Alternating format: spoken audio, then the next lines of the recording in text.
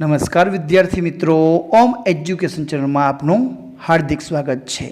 આજે આપણે આ વિડીયોમાં સ્ટાન્ડર્ડ 5 જે ઇંગ્લિશમાં નવું પાઠ્યપુસ્તક આવ્યું છે એ પાઠ્યપુસ્તકનો યુનિટ નંબર 1 સ્માઇલ પ્લીઝ આ પાઠની સંપૂર્ણ સમજૂતી મેળવવાની છે। વિદ્યાર્થી મિત્રો, જો તમે અમારી ચેનલ ઉપર નવા હોય તો ચેનલને સબસ્ક્રાઈબ કરી લેજો, જેથી કરીને નવા વિડીયો તમને ઝડપથી મળતા રહે। વિડીયો ગમે તો લાઈક કરજો અને તમારા મિત્રોને શેર કરજો।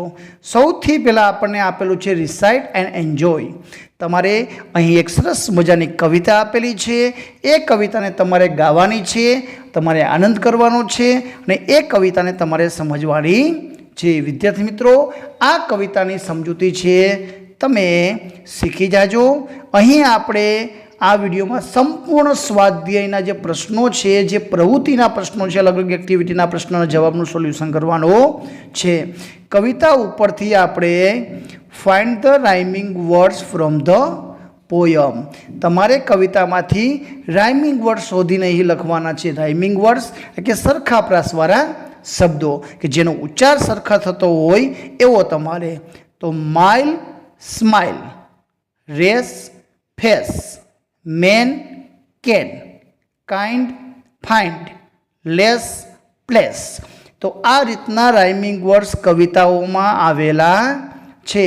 તો એક તમારે કવિતાની મદદથી એ તમારે રાઇમિંગ વર્ડ શોધવાના છે અને તમારે તમારા પાઠ્યપુસ્તકમાં લખવાના છે। વિદ્યાર્થી મિત્રો, અત્યારે પણ તમે સાથે સાથે પાઠ્યપુસ્તકમાં લખતા જજો, જેથી કરીને તમે પણ તેનો વારંવાર બીજી વખત પણ અભ્યાસ કરી શકો। આગળના પ્રશ્નમાં આપેલું છે કમ્પ્લીટ ધ વર્ડ, આપેલા શબ્દો છે એ ખૂટતા સ્પેલિંગ પૂર્ણ કરવાના છે। તો આ જે કવિતામાં જે નવા સ્પેલિંગ આપેલા છે, જેમાં સ્માઇલ છે, funny, winkles, quite, secret, wonderful, smiles, તો આવા શબ્દો છે નવા સ્પેલિંગ, પ્લેસ, એ તમારે સ્પેલિંગની તૈયારી કરી લેવાની છે કે જેથી કરીને ખૂટતા સ્પેલિંગ તમને આવડી જશે। પહેલો સ્પેલિંગ છે સિક્રેટ, તો SECRET। બીજો છે વન્ડરફુલ, WONDERFUL।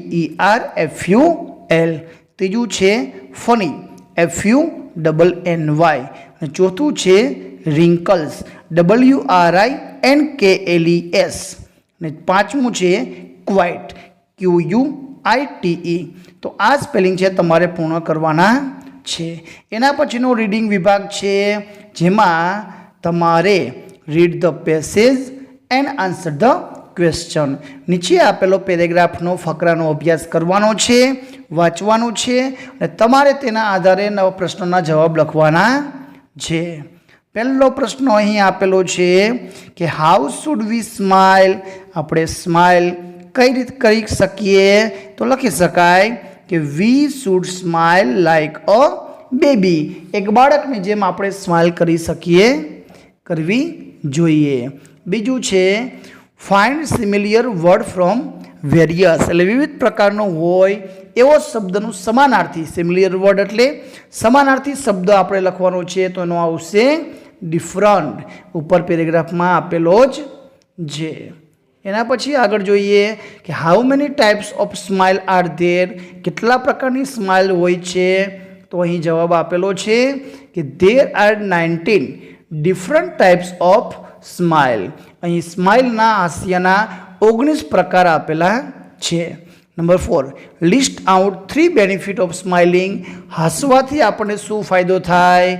તો smiling can boost your immune system, smile relative stress relieves and smile it good for health. તો આ ત્રણ જે બેનિફિટ છે એ તમારે લખવાના છે। એના પછીનો પાંચમો પ્રશ્ન આપેલો છે